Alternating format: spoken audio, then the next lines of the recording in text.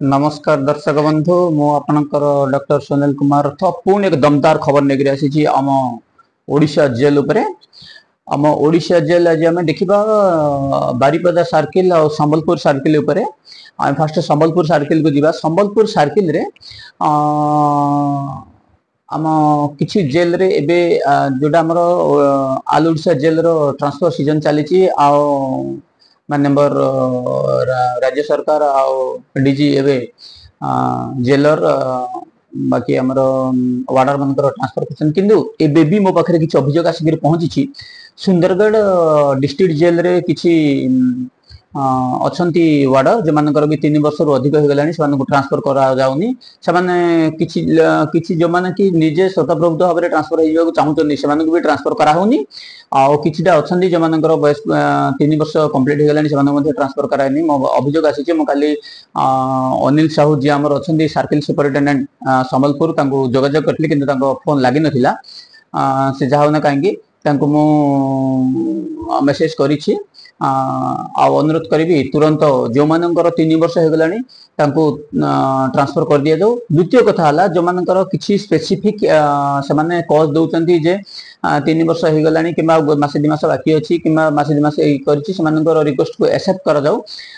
मानविकता दृष्टि से जोटा स्पेसिफिक एलिगेशन दउचंती कि स्पेसिफिक मेंशन करूचंती जे हमर एटा प्रॉब्लम पे आमे जाउछि सेटा को तांकर सुना जाऊ। द्वितीय कथा है जे जदि जड़े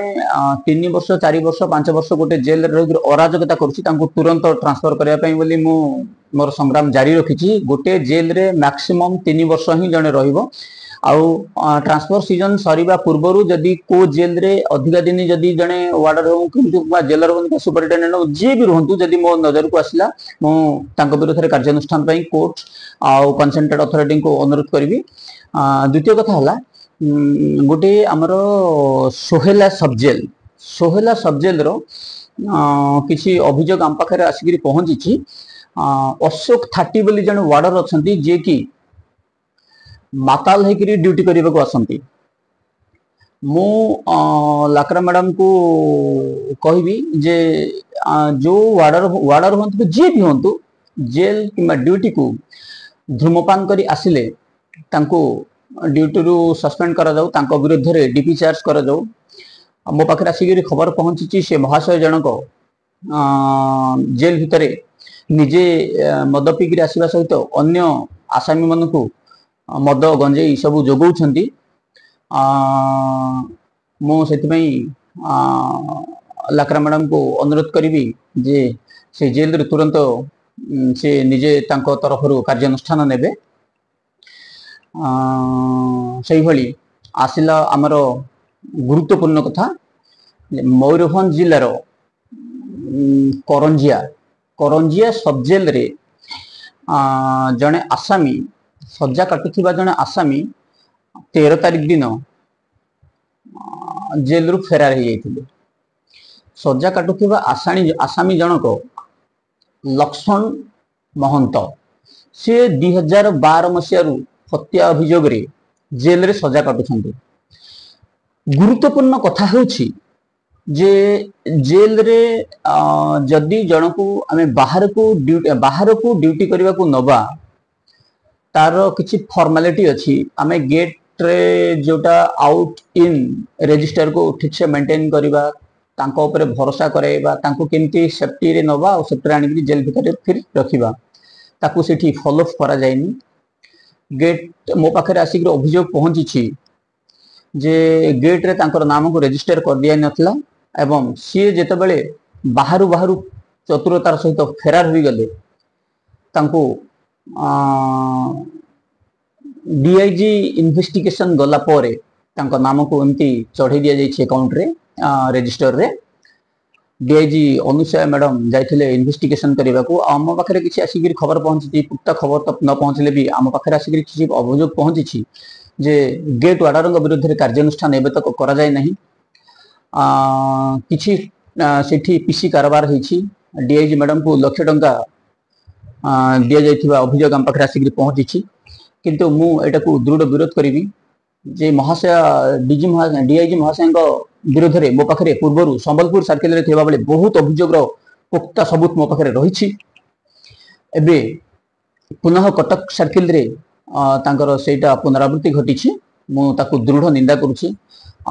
मैडम महाशय को कहबी जे एठू निर्वृत्त रहबा पई आउ करंजिया सब जेल रे जो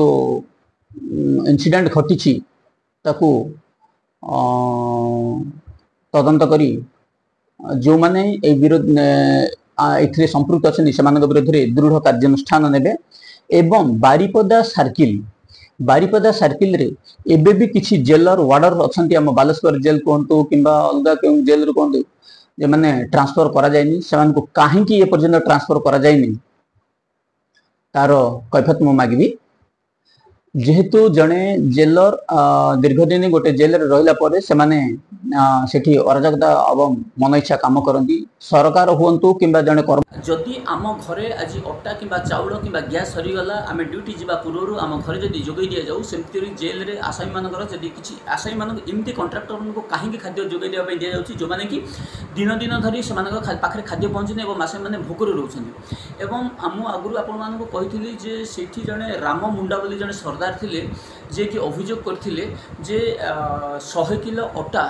डेली सुपरिटेडेंट रखी दियंती आमको दियंती नहीं एवं 50 किलो अटा आमर मेसीन रे लगी जाए से माने 250 ग्राम अटा रु 50 रु 80 ग्राम अटा पर ओली रे दियंती एवं जहाँ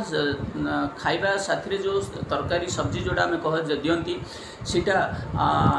कुकुर खाइबार मध्य योग्य नुहे से माने घरे सेमती खाऊ नथिबा आसामी मान कहीं सेमती दि जाउछि मु तार दृढ़ निंदा करुछि दृढ़ विरोध करुछि एवं एई आसामी मानकर खाद्य को किपरि बाहर को अणाযাব तार प्रचेषा मुझे चलई एवं अनुरोध करी जो जो जेलर एवं सुपरिटेडेंट माने यही कार्य संपृक्त रोचंती आसामी मानकर खाद्य खाई जो मैंने हजम कर दौरान एटा गोटे बड़ छोट कथा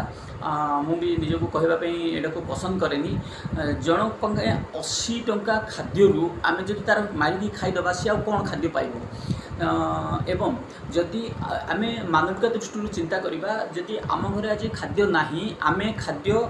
जोगैला परे आम जाऊे तो जेल मध्य जो मैंने रोचंती से किसी आशा भरोसा नहीं से आम भोकर केमी रखे। द्वितीय कथा है कोरोना पीरियड रे गोटे नियम लागू कराइला बाहर खाद्य दिज्व ना बाहर खाद्य एवं स्पेसिफिक लोक मान बाहर खाद्य जाऊँगी एवं अलग लोक बाहर किसी खाद्य एक्सेप्ट कर कहीं करार अभियोग दिज्व एवं कटक चौद्वार जोटा आम सर्किल जेल रे किसी अभियोग आसिक पहुँची जदि आज जड़े किसी नहीं कि सामान दियंती ड्रेस हो कि ब्रश पेस्ट खाद्य तो से नहीं जाती फेराती नहीं जाती एवं दियंती दिने पर जाऊँगी कहीं दि जाऊँगी सांगे सांगे कहीं दि जाऊनी तार अभियोग करा